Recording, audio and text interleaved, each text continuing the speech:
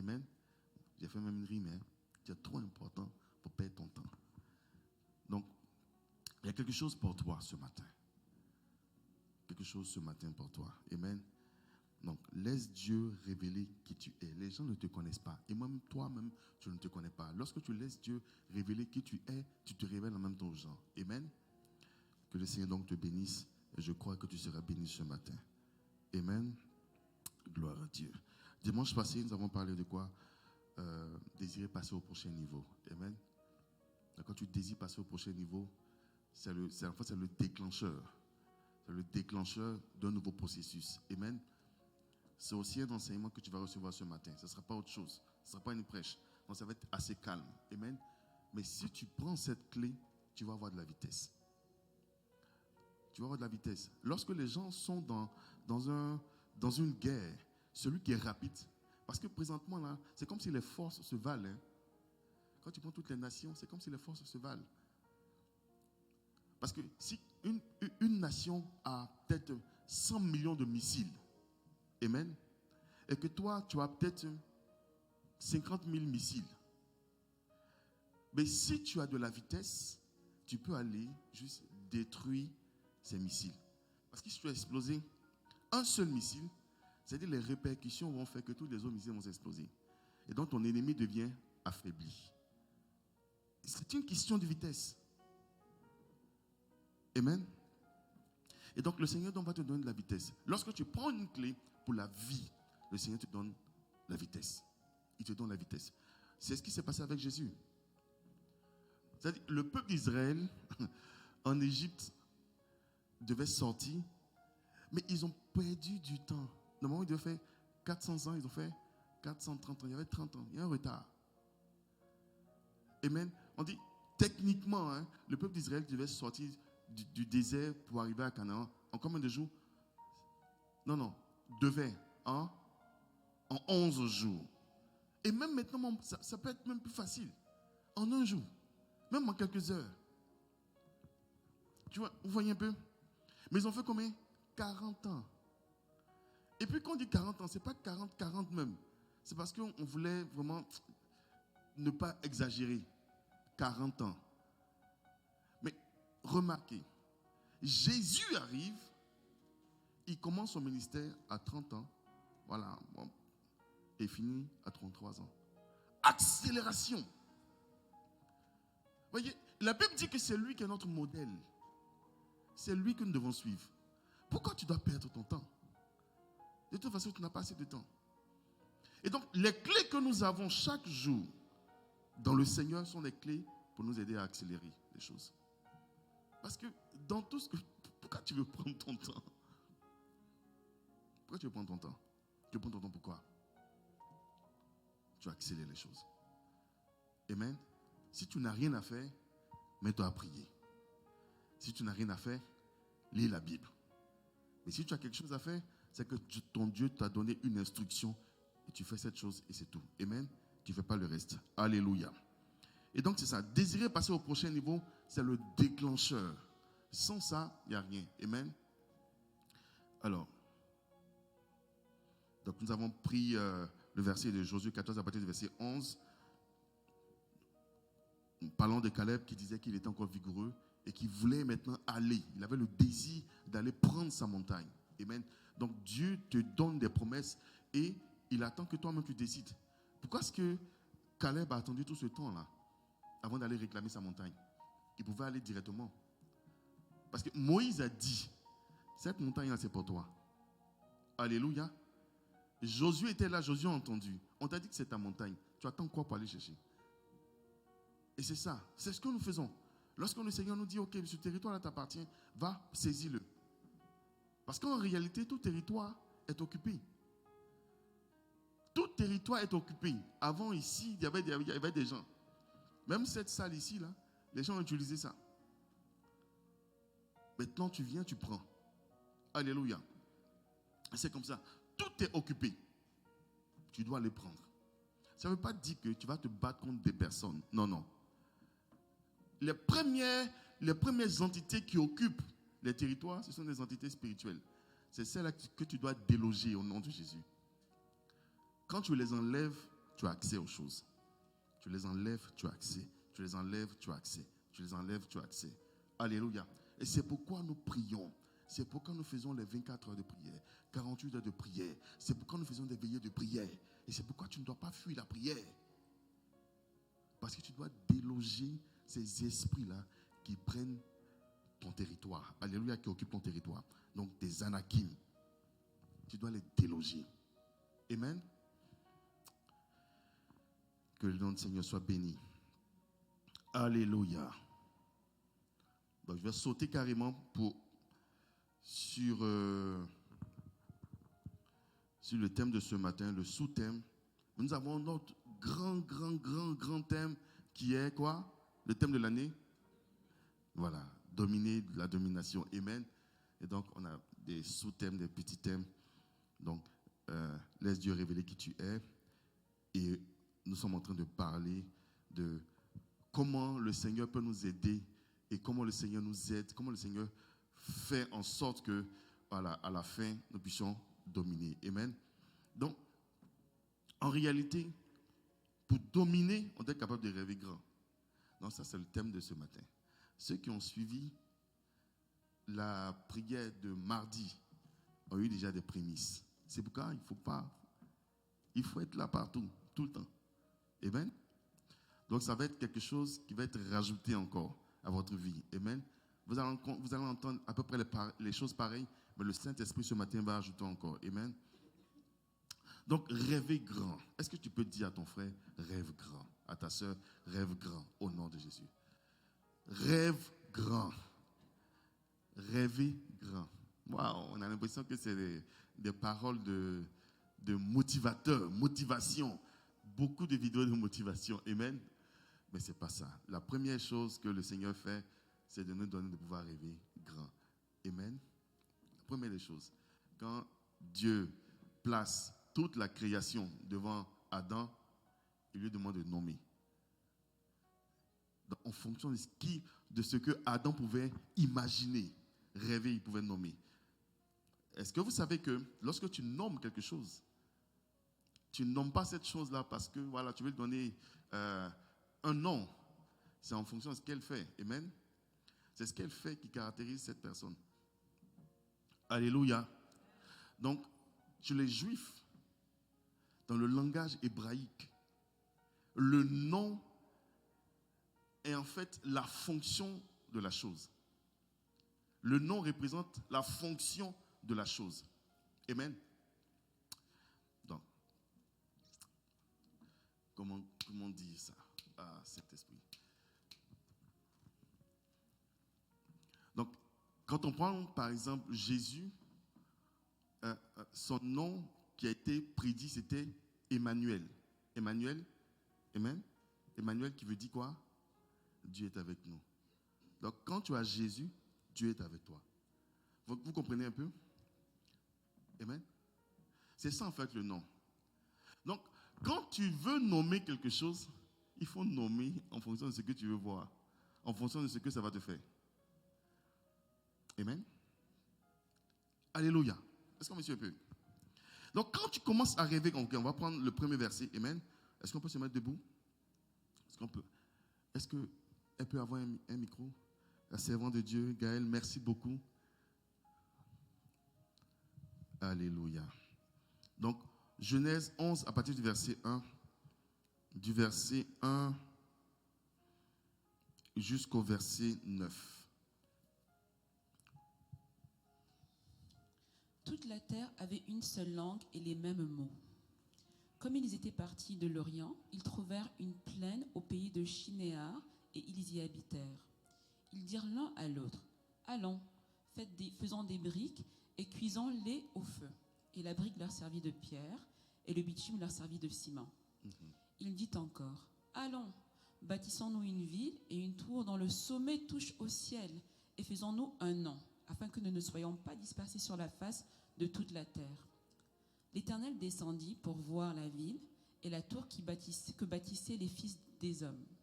Et l'Éternel dit, « Voici, ils forment un seul peuple et ont tous une même langue. » Et c'est là qu'ils ont entrepris. Maintenant, rien ne les empêcherait de faire tout ce qu'ils auraient projeté. Allons, descendons, et là, confondons leur langage, afin qu'ils n'entendent plus la langue des uns des autres. Et l'Éternel les dispersa loin de la face de toute la terre, et ils cessèrent de bâtir la ville. C'est pourquoi on l'appela du nom de Babel, car c'est là que l'Éternel confondit la langue de toute la terre, et c'est de là que l'Éternel les dispersa sur la face de toute la terre. Amen, amen, amen. Que le Seigneur nous bénisse, nous pouvons nous asseoir. Amen. Alors c'est l'histoire de la tour de Babel. Nous connaissons déjà cette histoire-là, du moins peut-être d'une manière. Amen. Alors ici, les gens se mettent ensemble pour pouvoir bâtir une tour. Amen. Mais quand vous suivez bien, vous allez voir en fait que ces personnes-là qui sont mises ensemble étaient en train d'accomplir une mission qui ne venait pas de Dieu. Et toute mission qui ne vient pas de Dieu, on sait d'où elle vient. Et vous allez, lorsqu'on va décortiquer ça, vous allez voir les caractéristiques de Satan lui-même. Comment Satan fonctionne. Alléluia. Amen. Donc la Bible déclare que toute la terre avait une seule langue et les mêmes mots. Donc vraiment, ils parlaient la même chose. Quand on dit que vous avez la même langue et les mêmes mots, ça veut dire en fait que vous pensez pareil. C'est pas juste, voilà, on parle, on s'entend. Non, non, non. Vous pensez pareil. Amen. Vous pensez pareil. Il dit, comme ils étaient partis de l'Orient, ils trouvaient une plaine au pays de Shinéar et ils y habitaient. Maintenant, je vais sauter carrément. Verset 4. Ils dirent encore, allons, bâtissons-nous une ville et une tour dont le sommet touche au ciel et faisons-nous un nom afin que nous ne soyons pas dispersés sur la face de toute la terre. Donc eux-mêmes, ils savaient qu'il y avait quelque chose qui était en train de se faire et que peut-être que Dieu allait les disperser. Parce que cette mentalité-là, cette pensée qu'ils avaient était déjà dans la pensée de Satan. Parce que c'est Satan qu'on a pris, qu'on a jeté, qu'on a précipité, qu'on les a dispersés. Satan et les démons. Et donc, Satan avait véhiculé cette pensée-là dans ce peuple. Alléluia. Et donc, du coup, ils se disent, ok, étant donné que nous sommes ici, on ne veut plus être dispersés. On veut être là. C'est noble. C'est noble. Mais ce qui est noble n'est pas forcément bon, n'est pas forcément excellent. Il faut que ça vienne de Dieu. Alléluia. Et c'est pourquoi il y a beaucoup de chrétiens qui font des choses bien, mais ça ne vient pas de Dieu. Du coup, ça les éloigne de Dieu. Et Satan a tous les droits dans leur vie.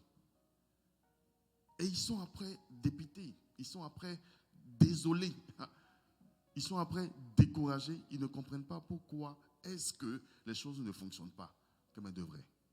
Amen. Et donc ici, ils disent, bâtissons-nous une ville. Bâtissons-nous une ville. Bâtissons-nous une ville. Normalement, la Bible dit que notre vie est comme une ville. Alléluia. Cette ville-là, Dieu la prend, c'est Dieu qui la prend et la met au sommet des montagnes. Afin que qui doit voir? Tout le monde. Afin que tout le monde voit cette ville-là. Amen. C'est Dieu qui bâtit la ville. Ce n'est pas l'homme qui bâtit la ville. Je ne sais pas si je me souviens un peu. Plus tard, je vais vous donner peut-être des versets. Il dit donc, bâtissons une ville et une tour dont le sommet touche au ciel. Donc, on se rend compte ici que Satan lui-même avait désiré toucher le trône de Dieu, le ciel. Il voulait lui-même aller là-bas. Il dit, moi, je vais monter et toucher, arriver au ciel, toucher le trône de Dieu. Et c'est cette même pensée-là. Toi, tu es sur la terre et comment est-ce que tu penses que tu peux toucher le ciel? Mais imaginez un instant que Dieu lui-même a commencé à dire, ok, bon, vraiment, il se pourrait que ces gars-là y arrivent. Mais je me pose la question, mais comment est-ce que c'est possible? Est-ce que vous voyez un peu comme la terre tourne? La majorité d'entre nous, on a pris des avions. Hein? On a pris des avions. Amen. Quand tu es dans l'avion, tu montes, tu es dans le ciel. Ce qui se passe, c'est qu'il y a des nuages à un moment donné. Amen. Souvent, l'avion monte et je ne sais pas comment expliquer ça. C'est qu'il y a 2 niveaux de nuages. Vous avez déjà remarqué ça? Il y a des nuages qui sont un peu plus proches de la terre et puis il y a des nuages qui sont au-dessus. Et souvent, l'avion monte, il se met au milieu et puis à un moment donné, il monte encore, il dépasse. Et là maintenant, on arrive à voir le soleil, voilà, le ciel réellement. Amen. Mais en réalité, le ciel que nous voyons là, c'est un vide. Maintenant, nous savons que la terre tourne. Comment tu vas construire une tour qui va dépasser tout ça, qui va tourner? C'est-à-dire, est-ce que vous voyez un peu? C'est-à-dire quelque chose de pointu qui monte. Imaginez un peu la terre. Quelque chose qui sort de la terre et puis qui tourne. Normalement, ça ne devrait pas. Ce n'était pas une construction, une tour réelle. Ce n'était pas une tour physique, en réalité. Parce que ça, c'est impossible. Mais la tour dont on parle, c'est une tour spirituelle, dans le cœur. Les gens sont remplis d'orgueil. C'est l'orgueil qui est là. C'est ça, là. L'orgueil. Tu te fais un nom. C'est de ça, c'est de cette tour-là qu'on parle. Et il y a beaucoup de personnes qui se construisent eux-mêmes une tour. Et ils se font un nom. Quand tu fais ça, Dieu envoie quoi? Lui-même, il descend. Et c'est lui qui s'oppose à toi. C'est pourquoi il dit l'orgueil précède quoi? Carrément. Ça, tu n'as pas besoin de révélation. Tu veux te construire, tu veux te bâtir une tour, tu veux te faire un nom. Voilà, précipitation, la chute. Carrément. Elle n'a pas besoin de révélation. Alléluia. Donc il dit, bâtissons-nous une ville et une tour dont le sommet touche au ciel. C'est-à-dire, toi-même, tu te fais Dieu. Il y a des gens comme ça, c'est-à-dire, en Côte d'Ivoire, il y avait des gens là qui se disaient qu'eux-mêmes, ils étaient Dieu. Et dernièrement, on a parlé d'un Jésus baoulé. Bon, moi, je ne sais pas. Hein. Je ne peux pas dire des choses. Parce que quand Jésus est arrivé ici, on dit qu'il était juif. Donc, au moins, il peut avoir moins une ethnie. Une ethnie plutôt. Il peut avoir moins comment je peux dire? Il peut être au moins tiré d'un peuple. On dit Jésus revient. Maintenant, quand il revient, il revient en tant que juif, il revient en tant que... Bon, ça c'est un autre débat, ok? Je plaisanter. Amen? Voilà.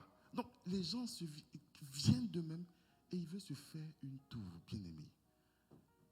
Pour garantir, c'est-à-dire pour avancer, pour laisser Dieu te révéler, tu ne dois pas toi-même te faire.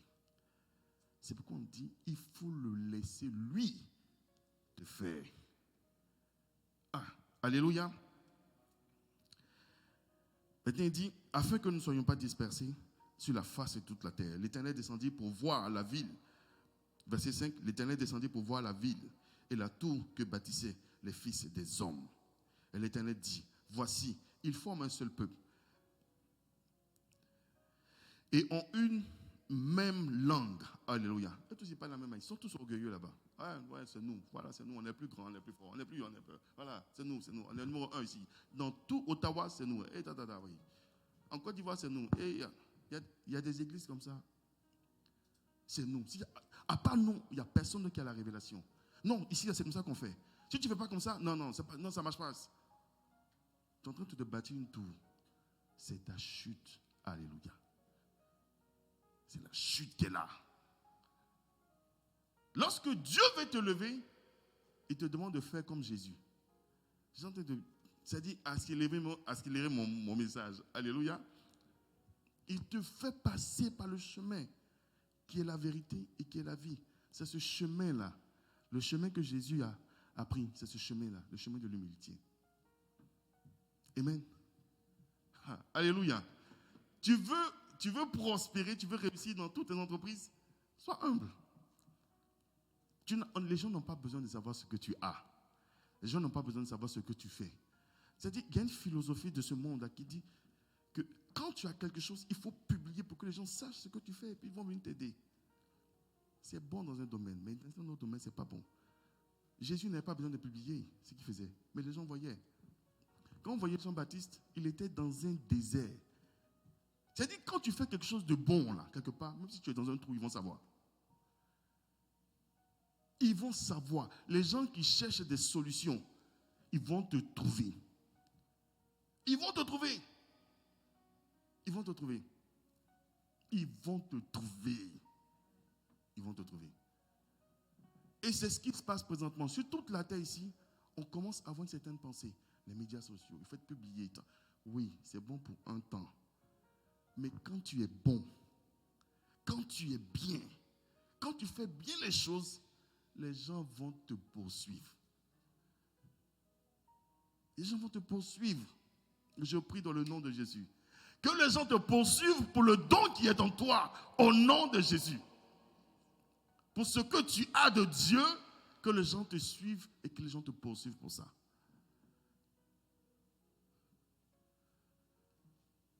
Que les gens te poursuivent pour ça.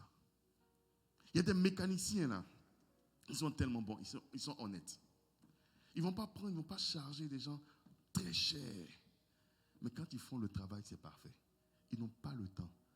Quand tu viens comme ça, ils sont bookés pour peut-être 6 mois. Mais ils sont mécaniciens. Et puis ça passe. Ils sont cachés très très loin. Mais on prend nos véhicules, puis on s'en va les retrouver là-bas.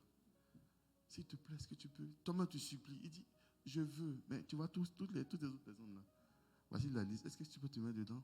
Si peut-être quelqu'un annule, je peux te prendre. C'est comme ça, bien-aimé. C'est-à-dire le don de Dieu en toi te fait une place sur les rois.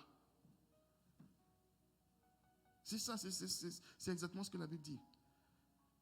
Et donc ça passe par l'humilité au nom de Jésus. Il dit, allons, verset 7. Allons, descendons là. Il dit, allons, descendons et là, confondons le langage. Confondons le langage. Confondons le langage. Tous ceux qui veulent opérer avec le Seigneur, et même sans le Seigneur, bien aimé. Si tu veux opérer avec le Seigneur, tu as besoin d'être humble. Si tu opères sans le Seigneur, il faut être humble. Parce que l'homme aussi voit. Chez les musulmans, là, ceux qui sont orgueilleux, ils n'avancent pas. C'est ceux qui sont humbles là aussi qui avancent. Parce que les valeurs sont universelles. Amen. Les valeurs sont universelles. Mais la révélation de Dieu est unique. Voyez un peu. Donc, tu vas trouver les mêmes valeurs chez les bouddhistes. Ah oui, il faut aimer, il faut faire ceci, il faut faire comme ça. Et puis les gens se disent que, oh, on dit que c'est le même Dieu. Ce n'est pas le même Dieu. Vous comprenez? Mais à un moment donné, même chez les sorciers, à un moment donné, ils s'aiment un peu aussi. Ils s'aiment un peu. C'est-à-dire, quand ils se mettent d'accord pour pouvoir attaquer quelqu'un là, ils s'aiment un peu. Quand ils se mettent ensemble pour pouvoir manger, là, bon, ils s'aiment un peu.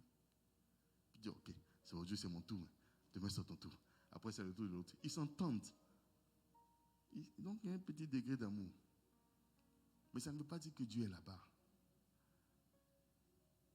Quand tu élèves ton poulet pour le 31 décembre, il va penser que tu l'aimes. Il va dire, mon patron, mon maître, mon berger, je ne sais pas quoi, il m'aime beaucoup. Il m'aime. Et comment il me nourrit. Il t'aime. Il t'aime pour t'aimer. Alléluia. Et c'est ça en fait. Donc, tous ceux qui veulent travailler avec le Seigneur ont besoin d'être humbles. Ça, c'est un. De deux. Si tu ne fais pas, il y a une confusion qui arrive dans ta vie. C'est ce que Dieu dit ici. Il dit, allons, descendons et là, confondons leur langage. Lorsque tu es confus, tu ne peux plus opérer. Lorsque la confusion arrive dans ta vie, tu ne peux plus opérer. Tu ne sais pas si tu as fait tel choix, tu as fait tel choix. Et tu fais un choix et puis ça t'amène en prison. Tu fais un autre choix, tu tombes dans un piège. Tu fais un choix et puis c'est fini pour toi. Tu fais un choix et puis on te renvoie de ton travail. Tu fais un choix et puis ta famille est mélangée. Mais pour toi, ce n'est pas le cas au nom de Jésus. La confusion n'est pas ton partage. La confusion n'est pas ton partage au nom de Jésus. Dieu te donne un esprit de lucidité au nom de Jésus, de discernement. Parce que tu es soumis à sa parole dans le nom de Jésus. Donc il dit, allons, descendons et là, confondons le langage. Pourquoi? Pourquoi est-ce que Dieu décide de confondre le langage? Il dit, afin qu'ils n'entendent plus la langue les uns des autres. Amen. Donc, je rappelle quelque chose. En tant qu'humain, en tant qu'homme, nous sommes d'abord esprit. Alléluia. Donc, il y a la volonté de l'esprit. Nous sommes aussi âme. Il y a la volonté de l'âme. Et nous sommes aussi corps. Il y a la volonté du corps. Amen. Quand la confusion apparaît, l'esprit dit quelque chose, l'âme dit autre chose, le corps dit autre chose. La confusion. C'est ça. Et ça commence par là. Et quand tu es confus, tu arrives dans un environnement, tout ce qui sort est confus. Je me souviens de quelqu'un qui disait, quand le Covid avait commencé, les gens disaient, oh non, on n'a pas besoin de masque. Je dis, mais Joe, toi-même tu vois que la chose là, ça passe par l'air, respiration. Protégeons-nous. Ah non, on n'a pas besoin. Si tu portes un masque, on te renvoie du travail. Ok, les gens n'ont pas porté de masque. Les gens commençaient à être infectés. On dit, ok, bon maintenant, il faut porter un masque. Si tu ne portes pas de masque, tu es renvoyé du travail. Ça s'appelle comment? La confusion. Et après, on disait, non, si tu es infecté, que tu n'as pas trop de symptômes, tu peux venir au travail. Et après, non, si tu es infecté, oui, que tu as fait ton test, et puis on a vu que même si tu n'as pas de symptômes, reste chez toi. Confusion. C'est vraiment de la confusion. Alléluia. Et donc Dieu envoie la confusion pour des personnes qui ne sont pas humbles, ça c'est un, afin qu'ils ne s'entendent plus. Ça c'est bien. Maintenant, il dit quoi? Au verset 8, il dit, et l'Éternel les dispersa loin de là, et sur la surface de toute la terre. Alors, vous allez remarquer, les personnes qui ont une confusion sont des personnes qui sont dispersées. Il y a une opportunité, dit, oh, on est ici. Il y a quelque chose d'autre, on est là-bas. Mais aujourd'hui, on veut vendre les voitures. Ah, je suis dans les voitures. Oh, ici, on vend les terrains. Je suis dans les terrains. Oh, je suis dans ça. Tu n'es pas spécialisé. Tout ce qui vient vers toi, tu es dedans. Bien-aimé, c'est le signe. Comment tu peux savoir que tu as... Bon, vous ici, vous n'avez pas ça. Amen. Mais comment tu peux savoir qu'il y a une confusion dans ta vie? C'est quand tu es dans tout et n'importe quoi en même temps. Il faut te spécialiser. Prends une chose au moins. Même si tu connais tout, prends une chose et puis concentre-toi dessus. Concentre-toi sur ça. Alléluia. Si tu vois ton ami qui est en train de faire 2, 3, 4, tu dis, hey, voilà, c'est pas la chose là, ça. Il faut lui dire. Puis tu dis, ah oui, je pense que c'est ça. Bon, on va se concentrer. Parce que c'est un... Tu vois, Dieu nous a donné 2 bras. Amen. Et 2 pieds. Il ne nous a pas fait comme des pieuvres. Tu ne peux pas attraper ici. Non, tu peux pas. Sinon, il a été donné plus que ça. Amen. Et souvent, quand tu attrapes quelque chose avec une seule main, ce n'est pas assez fort. Dieu sait pourquoi. Tu dois attraper avec les 2 mains. Amen. Prends une chose. Concentre-toi sur ça. Sois focus et c'est fini. Alléluia. Sinon, tu seras dispersé. Amen. La Bible déclare au verset 9, c'est pourquoi l'on l'appela du nom de Babel. Donc, quand tu entends Babel, ça veut dire que la personne est dispersée. Amen. Donc il y a confusion, puis complètement dispersé. Alléluia.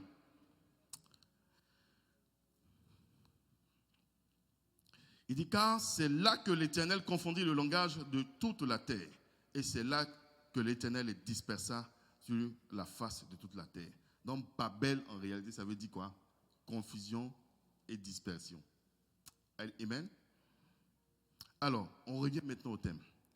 Rêver grand, ça veut dire quoi? Quand on te dit de rêver grand,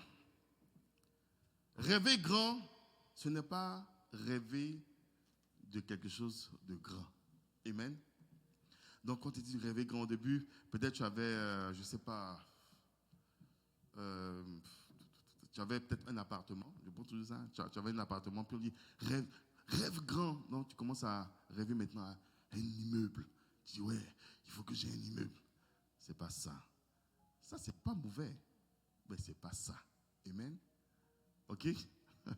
Alléluia. Donc, ce n'est pas rêver de ce qui est grand. Ou du moins, ce n'est pas d'abord ça. Amen. Donc, ce n'est pas imaginer de grandes choses ou aspirer aux choses les plus grandes. Ce n'est pas d'abord ça. Quand on parle de rêver grand, amen, je vais vous dire, c'est voir comme Dieu voit. C'est d'abord ça. Rêver grand, c'est voir comme Dieu voit. Est-ce que tu peux répéter à ton frère? Rêver grand, c'est voir comme Dieu voit. Parce que ton Dieu n'est pas un petit Dieu. C'est un grand Dieu. Donc tout ce qu'il voit est déjà grand.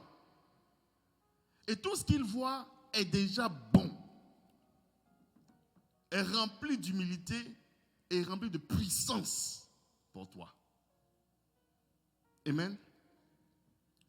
Donc rêver grand, c'est arriver à percevoir la vision de Dieu nous concernant. Donc si tu vois la vision de Dieu pour toi, tu rêves grand. Amen. Tu vois par exemple, Jean-Baptiste, sa mission, c'était juste d'annoncer Jésus. C'était la mission la plus grande. C'est pourquoi Jésus lui-même dit, imaginez un instant, Moïse qui sépare la mer. Moïse qui fait sortir de l'eau d'un rocher.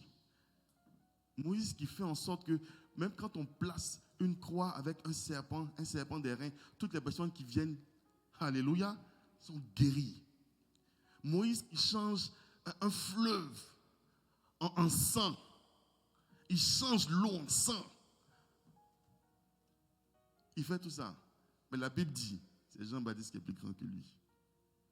Élie qui fait descendre du feu du ciel. Dieu, Jésus dit, c'est Jean-Baptiste le plus grand. Jean-Baptiste a fait quel miracle? Aucun. Du moins, la Bible ne nous a pas montré de miracle de Jean-Baptiste. Mais la Bible dit qu'il est grand. Pourquoi? Parce qu'il est resté focus sur son affaire. C'est ça. Lorsque ton Dieu te révèle ce que tu dois faire et que tu es focus dessus, tu vois grand. Il n'y a pas autre chose. Donc, la première des choses pour toi, c'est de savoir ce que ton Dieu te demande. C'est pourquoi on avait dit la prochaine étape là, c'est quoi? Chaque dimanche, quand on finit et on sort, lorsqu'on franchit cette porte-là, ou même quand on dit Amen, 99% du message est parti. Oui. 99% du message est parti. Les gens vont peut-être se rappeler du titre. Si tu n'as pas noté, et puis il y a des gens qui vont oublier le titre. Si tu n'as pas noté, tu vas oublier. Si tu n'as pas noté, tu vas oublier. Bien aimé, ce sont des clés. Les clés là, ça ne change pas. La clé de cette porte ici, là, ça ne change pas du jour au lendemain. Ça ne change pas. Amen. La température peut changer. Mais la clé là, ça ne change pas. Ça va ouvrir toujours cette porte-là. Amen. Donc je prie dans le nom de Jésus que tu gardes ces clés. au moins applique au moins une clé. Tu vas voir la différence. Alléluia. Et si tu arrives à percevoir la vision de Dieu pour toi, tu commences déjà à rêver grand. Parce que ton Dieu est grand. Et tout ce que ton Dieu fait est grand. Même si tu as regardé que tu vois que c'est encore petit, dis non, non, non, non, non. Je ne vois pas ça comme ça. Tu es vaillant héros. Tu dis, mais Dieu, moi j'ai envie de piler quoi, du mil ou du sorgho. Il dit, non, non, non. Toi, c'est toi qui vas délivrer mon peuple. Tu es trop grand. Qu'est-ce que tu fais ici? Lorsque ton Dieu t'appelle, lorsque ton Dieu te donne la vision. Bien aimé, il fallait que, comment il s'appelle? Anne. Voit en fait le miracle, c'est-à-dire ce que Dieu est en train de préparer pour le peuple d'Israël. Et puis qu'elle décide de donner son fils. Elle a vu comme Dieu. Elle a compris ce que Dieu planifiait. Son miracle est venu automatiquement. C'est pourquoi on parle d'elle. Il faut qu'on parle de toi. Est-ce que tu peux dire à ton voisin, il faut qu'on parle de moi? Alléluia. Il faut qu'on parle de toi. Il faut que les gens parlent de toi pour dire, mais cette dame-là, franchement, Dieu l'a utilisée. Non, Dieu l'a utilisée vraiment pour ma vie. Moi, je reconnais certaines personnes. Je reconnais certaines personnes. Tu vois, par exemple, Pasteur Marie Kamunga. Dieu l'a utilisée pour ma vie. Et je le dis, bon, certainement, elle va avoir. Mais je le dis naturellement. Dieu l'a beaucoup utilisée pour moi. Et je le dis officiellement. Bon, j'avais peut-être l'occasion de le dire lorsque j'allais être là-bas. Je dis, c'est vraiment grâce à elle que je suis resté à BMCI. Amen. C'est un témoignage en même temps et c'est une reconnaissance. Amen. C'est bon de Dieu que le Seigneur vous bénisse abondamment au nom de Jésus. Et donc, c'est ça. Il faut que les gens parlent de toi. Et c'est en fonction, c'est ta vision. Ce que Dieu va mettre en toi. Si tu arrives à voir ça, c'est fini. Tu vas commencer à être focus. Tu ne vas pas être dispersé. Et tu vas laisser Dieu révéler qui tu es. Parce que tu es grand. Parce que tu es grande. Parce que tu es puissant, tu es puissante. Tu n'es pas une simple personne comme ça. Non, non, non, non, non, non, non. Ton destin est trop grand. Ta destinée est trop grande. Amen. Alléluia. Donc nous avons un autre verset. Proverbe 29 à partir du verset 18. La Bible déclare, quand il n'y a pas de révélation, le peuple est sans frein. Heureux s'il observe la loi. Donc, quand il n'y a pas de vision, le peuple est sans frein. Heureux s'il observe la loi. Alléluia. Donc, partout où il n'y a pas de vision, le peuple perd la maîtrise de soi. Donc, il y a des églises, surtout quand c'est une jeune église, tout le monde vient avec ses pensées. Oh, on peut faire ceci, on peut faire cela. Mais la vision principale, c'est quoi? S'il n'y a pas de vision, il n'y a pas de frein. Les gens ne vont pas se donner des barrières, de limites. Amen. À la maison. Vous êtes à la maison. Monsieur vient, il fait ce qu'il veut. Madame fait ce qu'elle veut. Les enfants font ce qu'ils veulent. Il n'y a rien. Il n'y a pas de vision, il n'y a rien. Il n'y a pas de frein. Mais quand le visiteur arrive, il ne sait plus quoi faire. Il ne sait même pas quoi faire. Mais si par exemple il doit rester chez vous pendant 2-3 jours, il voit qu'il n'y a pas de loi, lui aussi il fait pour lui. C'est comme ça. Et dans notre propre vie, n'importe qui nous rencontre doit savoir que, oh, avec cette personne-là, tu ne parles pas comme ça. Tu ne fais pas ceci, tu ne fais pas cela. Dès que tu fais naître cette personne-là, tu dis, hey, ici, non, non, ne fais pas ça. Non, moi, je ne fais pas ce genre de choses. Surtout les jeunes, on vous appelle, on dit, ah, venez, on va aller faire ceci. Ah, ok, on y va, on s'en va, sans frein. Tu dois dire non. Mes parents m'ont dit ça, je ne dois pas faire, donc je ne le fais pas. Un garçon vient, commence à te sourire. Il dit, oh, tu es jolie. Toi, mais tu sais que tu es déjà jolie. Mais il te dit, tu es jolie. C'est comme s'il t'a dit quelque chose de nouveau. Et voilà, on m'a dit, je suis jolie. Et puis, c'est fini, tu t'en vas. Il faut dire, tu es vaincu au nom de Jésus. Depuis longtemps, mes parents m'ont dit que j'étais jolie. Ce n'est pas toi qui as fait la différence. Non. Il y a longtemps, on m'a dit que je suis jolie.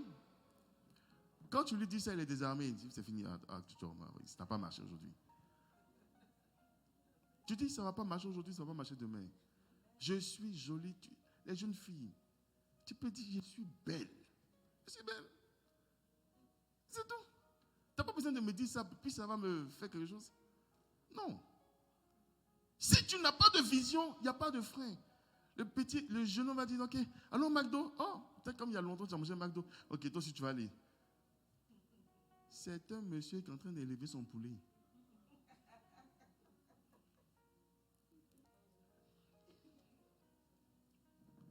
Tu ne fais pas ça. Pareil aussi pour les hommes. Toi, tu es là. Il y a longtemps, on sait que tu es jolie, tu es musclé. Oh oui, tu as des muscles. Hein? Toi, mais tu ne savais pas que tu as des muscles. Oh, tu es bien habillé. Tu ne savais pas que tu étais bien habillé. Et puis, il faut qu'on te dise. Oh, j'aime bien ta coiffure là. Moi-même, j'aime ça aussi. C'est pourquoi j'ai fait. Et on te dit ça. Et puis, la fille est aussi. Hein, ouais. Et puis, tu commences à l'apprécier. Voilà, puis, voilà. Si tu n'as pas de vision pour ta propre vie, sans frein, tu n'as pas de limite, les gens vont se foutre de toi. Au début, on te baratine, on te dit des choses. Et puis, quand tu arrives, désolation totale. Tu te rends compte que moi, ce monsieur-là, il m'a trompé. Ils sont vaincus au nom de Jésus. Ils sont vaincus. Ce que tu dois avoir, bien-aimé, tu dois avoir une vision. Tu dois avoir des valeurs. Et c'est la vision qui donne les valeurs.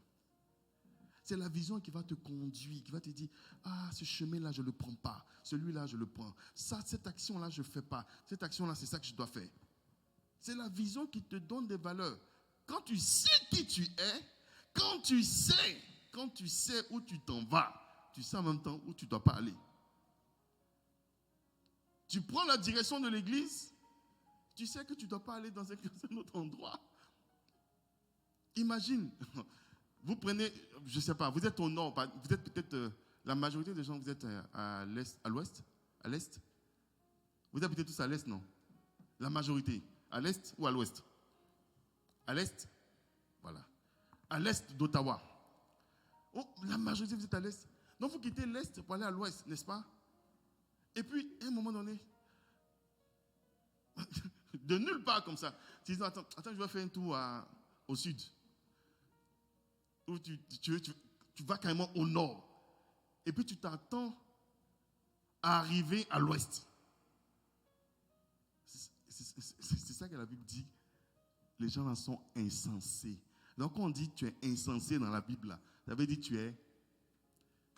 es sot. Il n'y a rien dedans. Tu ne peux pas chercher à aller quelque part et puis te retrouver quelque part d'autre. Ce n'est pas possible. Donc c'est la vision de Dieu pour toi. Lorsque tu cherches cette vision-là, c'est elle qui te donne la direction. C'est elle qui te donne en même temps un comportement, un caractère. Ça forge tout. Jésus savait ce qu'il devait faire. C'est pourquoi ses frères lui ont dit, mais allons-y dans cette soirée. Il dit, hey, vous avez toujours votre temps, hein, vous êtes toujours prêts. Mais moi, mon temps n'est pas encore arrivé. C'est la vision que Joseph avait, qui a fait qu'il n'a pas couché avec la femme de Potiphar. Il dit non, je ne fais pas ça. Parce qu'il avait tout. Lui-même, il a dit, il a témoigné, son maître lui a tout donné, sauf sa femme. Mais il est conscient de ça.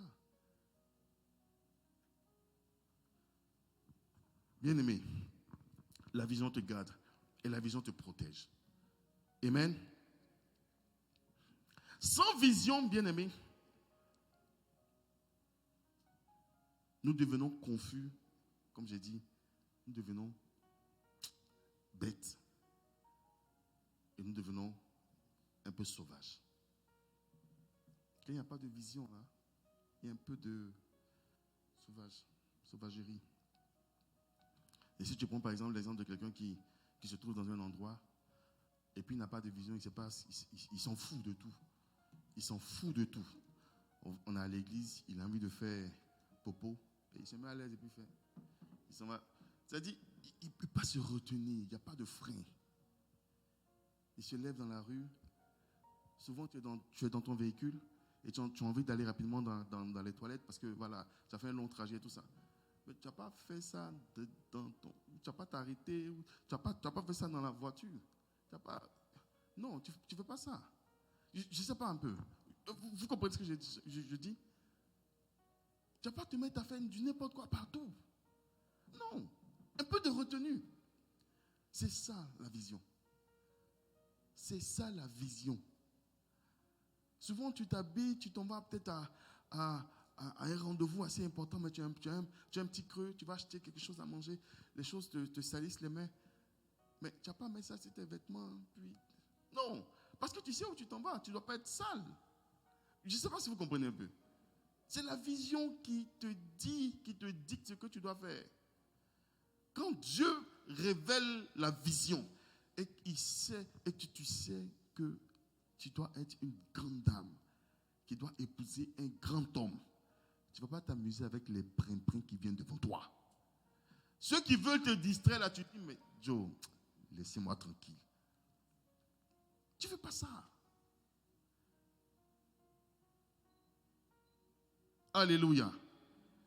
Quand tu sais, jeune, quand tu sais que tu dois rester longtemps sur la terre pour pouvoir faire de grandes choses, tu ne vas pas te mettre à aller coucher avec tout le monde. Parce qu'il y a des maladies. La maladie va écourter ta vie. Mais ce n'est pas pour toi, au nom de Jésus. Ce n'est pas ton partage. Je prie que cela ne t'arrive pas au nom de Jésus. Tu restes tranquille. Pour quelqu'un qui veut être, par exemple, un homme politique, là, ou une femme politique, tu veux faire de la politique, mais tu ne vas pas te mettre dans l'histoire de drogue. Étant jeune, tu ne vas pas aller partout, faire n'importe quoi. Parce que dans la politique, les gars fouillent. Ils vont t'attraper. Un jour, ils vont t'attraper. Tu vas être pasteur, il faut être clean. Sinon, ça va sortir. Tu vas monter, tu vas descendre. Les gens ils vont faire sortir ça pour te dénigrer. Tu sais, tu connais Satan. Il va faire sortir, il va dire, mais ce gars-là, il est mauvais, il est méchant, il est ceci, il est comme ça. La preuve, voilà ça. Et tu vois un jeune homme il ne savait même pas ce qu'il faisait. Quand tu vois ton image, il y a peut-être 30 ans, tu ne savais même pas où tu partais. Tu as venu te justifier maintenant. En réalité, je ne savais pas. On dit, mon ami, tu as fait, c'est fini. C'est pourquoi, étant jeune, là, soyez correct. Bien-aimé, s'il te plaît, sois correct. Parce que ça va venir. Alléluia. Donc sans vision, il n'y a pas de frein. La Bible déclare dans Éphésiens 3, à partir du verset 14, il dit, à cause de cela, je fléchis les genoux devant le Père, duquel tire son nom toutes les familles dans les cieux et sur la terre. Alléluia.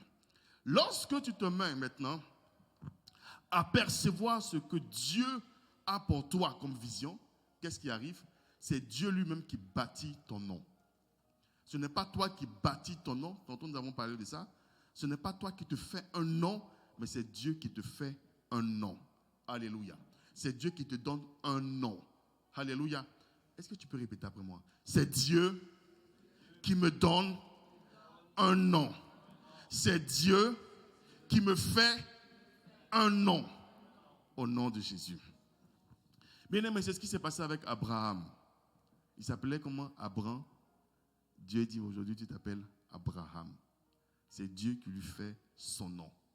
Et le nom est la traduction de ce qu'il est en train d'être, de ce qu'il est et de ce qu'il est en train de faire. Son nom, ton nom est la traduction de ce que tu es ou de ce que tu seras ou de ce que le Seigneur a prévu pour toi. C'est pourquoi toi, comme tu ne sais pas ce que tu dois faire naturellement, tu ne peux pas te donner un nom parce que ça va être un faux nom.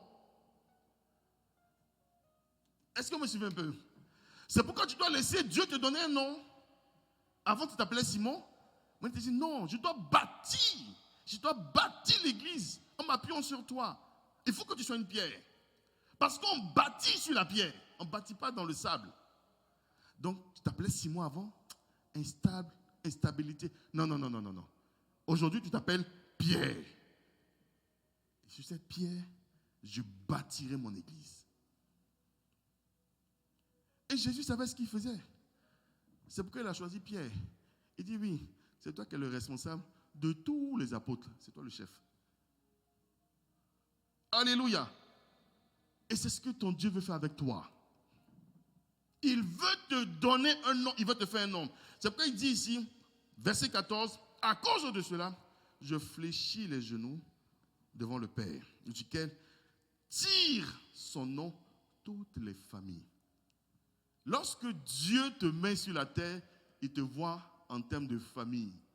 Et ton nom doit être tiré de lui. Ton nom ne doit pas venir de toi-même. Non, on se fait un nom. Comme Babel. Ne te fais pas de nom.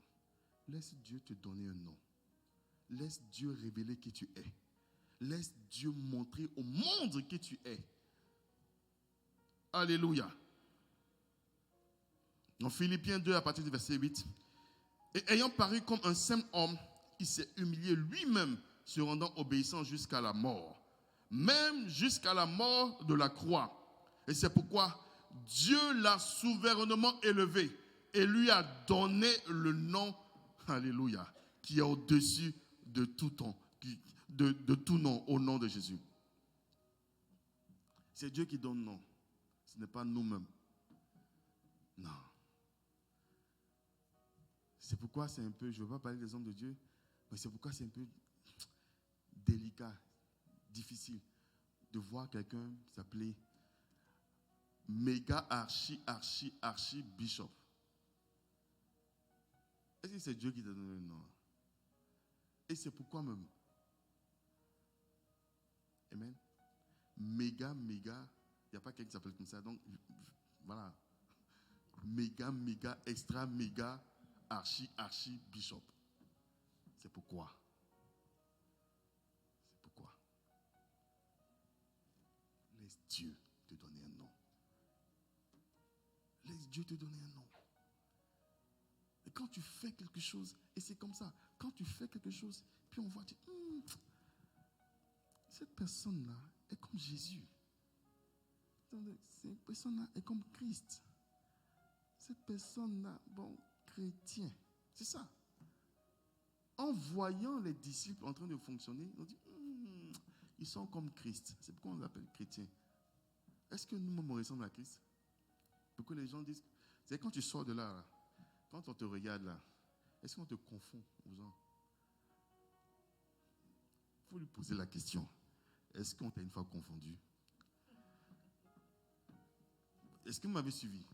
Est-ce qu'on te confond aux gens qui ne sont pas, voilà, comme toi, comme chrétiens? Hein? Ah, ça, ok, personne ne peut répondre. Voilà ce qui se passe. Lorsque ton Dieu te donne un nom, ce n'est pas pour rien. Il te donne un nom pour que des choses, des événements, des activités, l'univers, des esprits te soient soumis. Est-ce que vous me comprenez? Lorsque ton Dieu te nomme, c'est pour que des événements soient sous ton pied. Donc il dit ici, et lui a donné, c'est pourquoi Dieu l'a souverainement élevé. En haut, il est élevé. Et lui a donné le nom qui est au-dessus de tout nom. Afin qu'au nom de Jésus, tous genoux fléchissent dans les cieux et sur la terre et sous la terre. Lorsque ton Dieu te donne un nom, lorsque Dieu donne le nom à Abraham, c'est-à-dire l'infertilité est soumise à Abraham. Est-ce que vous me comprenez? Lorsque Dieu donne le nom à Pierre, c'est-à-dire l'instabilité est soumise à Pierre. Pierre devient stable. Vous comprenez un peu? Et c'est ça en fait. Lorsque ton Dieu te donne un nom, ce qui faisait ta faiblesse, soumis automatiquement. C'est pourquoi tu dois laisser Dieu faire. Alléluia. Gloire te revienne au nom de Jésus. Dans le nom de Jésus. Bien-aimé, rêver grand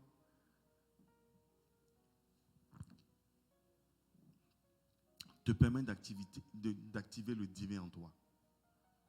Ce qui est de Dieu, de divin, est activé automatiquement. Parce que tu vois ce que Dieu voit.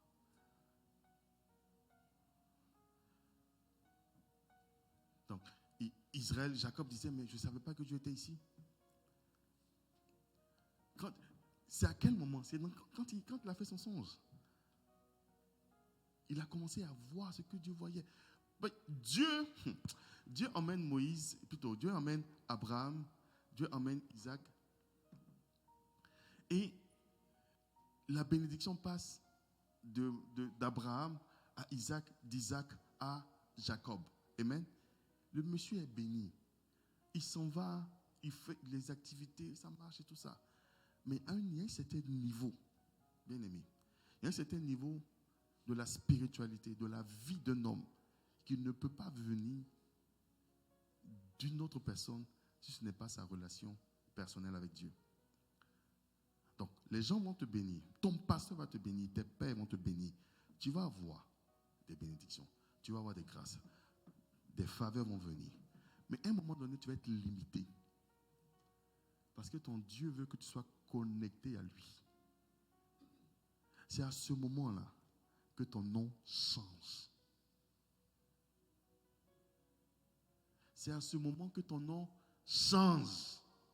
Lorsque tu as une relation avec tu as une alliance avec ton Dieu. Quelque chose de personnel. Tu prends pour le père, tu mets à côté.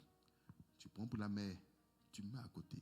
Tu prends pour les leaders, pour les autorités, tout ça, tout ce qu'ils ont comme bénédiction, tu mets. Maintenant, tu vas dans le lieu secret et tu crées une relation avec ton Dieu, une relation personnelle. Ça, là, personne ne peut faire ça à ta place. Parce qu'à un moment donné, lorsque tu as toutes les bénédictions des hommes, des pères et tout ça, à un moment donné, tu es limité. Et cette limite-là va t'emmener où ça? À la mort. C'est seulement ta relation avec ton Dieu qui va te donner la vie. Les enfants des hommes de Dieu ont ce genre de problème. Les enfants des chrétiens, ceux qui sont les diacres, les diaconesses, ceux qui sont engagés à l'église ont ce problème-là. Parce qu'ils ont l'habitude de prier à la maison. Ils sont nés dans la prière, ils vont à l'église. Donc pour eux, voilà, c'est correct. À un moment donné, il faut que ces enfants-là aient une relation. Il faut que ces enfants-là rencontrent le Seigneur. Si tu ne rencontres pas le Seigneur, si tu penses que c'est cette activité-là qui fait que on va voir le paradis, le paradis, tu te trompes. Hein? Tu te trompes. Et on a l'impression que nous sommes en train de prier, nous sommes en train de faire les choses, nous sommes en train de faire ce que Dieu nous a demandé de faire. Non, non, non, non. Est-ce que tu as une relation personnelle avec ton Dieu? C'est ce que Jacob a eu à faire. C'est-à-dire, Isaac lui avait enseigné des choses aussi. Donc, on enseigne à Ésaü, on enseigne qu'à Isaac. Isaac, écoute, ils sont fous de ça. Mais il a reçu quand même. Amen. Donc, Ésaü, il était là, il faisait ces choses et tout et tout. Donc, Ésaü n'a pas eu de relation directe avec Dieu, comme on peut dire.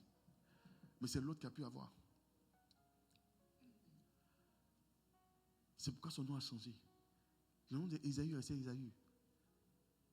Mais le nom de Jacob a changé parce qu'il a eu la connexion.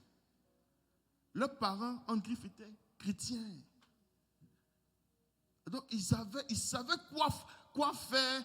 Non, il ne faut pas insulter quelqu'un, il ne faut pas tuer ceci, il ne faut pas faire cela, il faut marcher comme ci. Tout le monde savait ça. Eux aussi savaient ça. Même les serviteurs aussi connaissaient ça. Mais la relation personnelle avec leur Dieu, le véritable, ils n'avaient pas. Il a fallu que son frère décide de le tuer. Ah, mon ami, là, je fais comment? Mon beau-père veut me tuer. Mon frère veut me tuer. Je ne peux pas aller au nord ni au sud. Je fais comment? Et c'est à ce moment-là qu'il dit, ok, bon, Dieu, c'est toi maintenant. On fait comment? Il faut me parler. Dis-moi quelque chose. Et c'est à ce moment-là qu'il rencontre réellement le Seigneur. Je prie dans le nom de Jésus. Bien aimé, souvent, on a l'impression que nous sommes déjà engagés. Mais le Seigneur nous appelle à aller de gloire en gloire. Tu es peut-être à un certain niveau de gloire, mais il t'appelle encore à foncer. Tout ce qu'il va faire, c'est te rappeler. Et c'est ce qu'il fait ce matin. Il te rappelle. Il te rappelle, bien-aimé. Ton Dieu te rappelle. Il a besoin que tu viennes dans le lieu secret.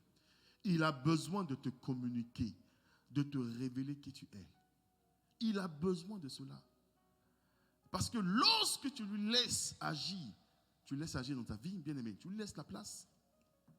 Si tu lui laisses la place, il se révèle à toi et il te révèle automatiquement. Comment est-ce qu'on a su que quand tu regardes la lune, la nuit, elle brille. Mais c'est parce qu'elle est proche du soleil par rapport à nous. Et si tu te rapproches de la lune, tu ne vas pas voir qu'elle brille. Elle est plus proche du soleil que nous. Amen.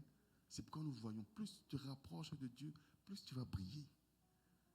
Plus le Seigneur vient dans ta vie, plus tu brilles. Tu ressembles à Dieu. Plus tu te rapproches de lui, plus on va voir le divin en toi. Plus tu te rapproches de lui, plus on va voir le Christ en toi. Et c'est ça en réalité. Bien aimé, dans tout ce que nous sommes en train de faire ici, là, c'est ressembler à Christ. C'est ressembler au Seigneur. Je prie dans le nom de Jésus. Que le Seigneur te donne de te rapprocher de lui, d'aller dans le lieu secret et de passer de cette gloire à une nouvelle gloire. Que le Seigneur t'arrose d'une eau fraîche, d'une onction fraîche, au nom de Jésus, qui te permettra de te connecter réellement à lui. Dans le nom de Jésus. Amen. Cela te permet d'activer le divin en toi. Ça fait sortir, bien aimé, la créativité de Dieu. Tous ceux qui sont réellement connectés au Seigneur, ils ne sont pas tout le temps dans spiritualité, non. Mais ils sont connectés au Seigneur. Ils ont un brin de créativité. Tu vas voir qu'il y a quelque chose d'extraordinaire à chaque fois qu'ils sortent.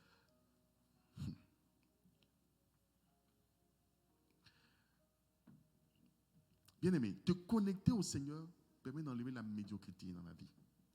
Parce que ton Dieu est un Dieu d'excellence. Lorsqu'il rentre dans ta vie, là, lorsqu'il t'emmène dans une autre gloire, la médiocrité quitte naturellement.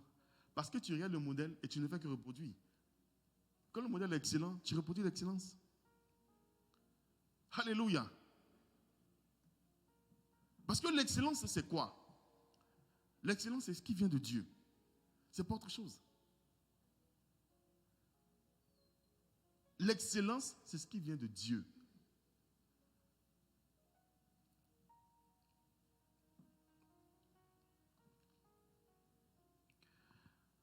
Cela permet d'apporter la discipline.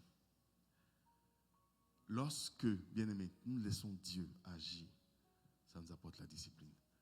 Et là, on peut nous appeler maintenant disciples. Non, discipline et disciple. Alléluia. Ça nous permet de nous rapprocher de la perfection. Alléluia. Donc, il y a d'autres choses encore. Mais on va se mettre debout, on va prier. Alléluia. Tu vas prier. Tu vas prier. Dans tout ce qui a été relâché, j'espère que tu as gardé au moins une pensée. Dans le nom de Jésus. Tu vas prier.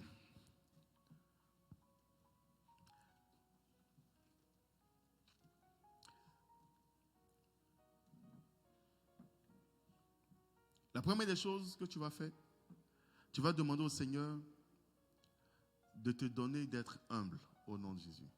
Que tout ce qui est orgueil s'éloigne de toi au nom de Jésus. D'abord, élève la voix et prie. Kanda sata branaba. Oh sakatama. Seigneur, nous pensons que nous étions humbles au nom de Jésus. Mais tu nous rappelles ce matin, Saint-Esprit, que nous avons encore un peu d'orgueil en nous, Père. Seigneur, nous venons, éternel Dieu, implorer ta miséricorde et ta grâce. Saint-Esprit, papa, nous ne voulons pas chuter. Nous ne voulons pas tomber au nom de Jésus. Nous voulons rester au sommet dans le nom de Jésus. Nous voulons rester à la tête parce que tu es toujours à la tête, Saint-Esprit. Tu es toujours à la tête au nom de Jésus. Nous voulons rester lucides et en haut au nom de Jésus. Donne-nous d'être humbles, Père. Donne à ton Église, Saint-Esprit, d'être humble.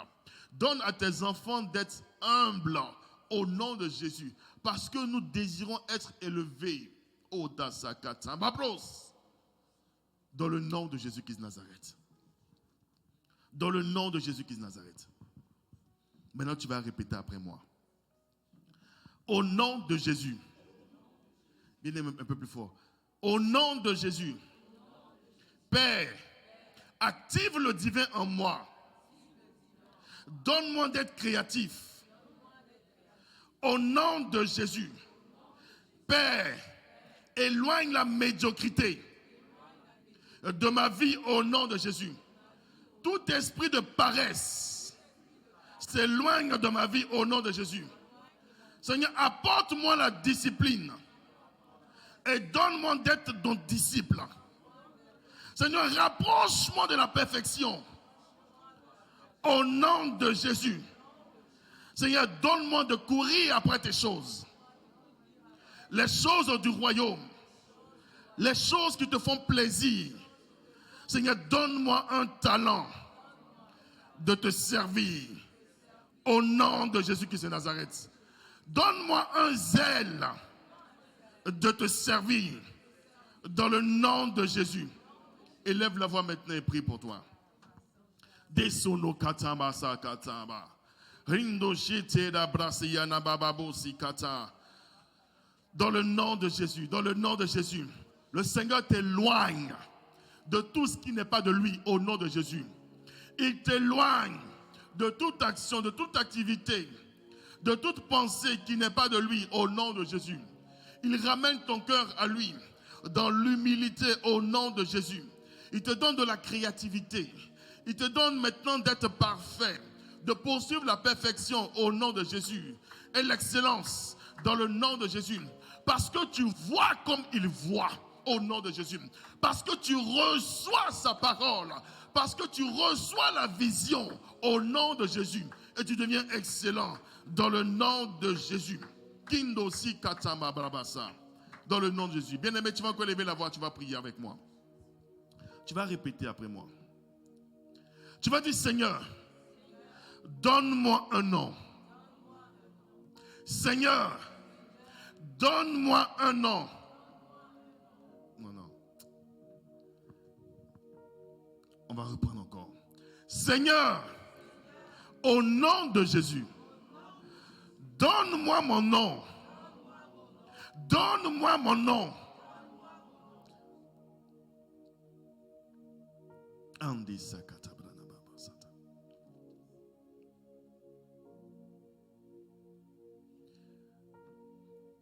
Tu es en train de dire ces choses parce que ce nom-là, le nom que le Seigneur est en train de te donner, le nom que le Seigneur va te donner, doit changer ta situation. C'est ça. La Bible dit, on ne l'appellera plus la délaissée. On l'appellera la recherchée. La Bible dit que si tu n'étais pas fécond, que le Seigneur te donne d'être fécond.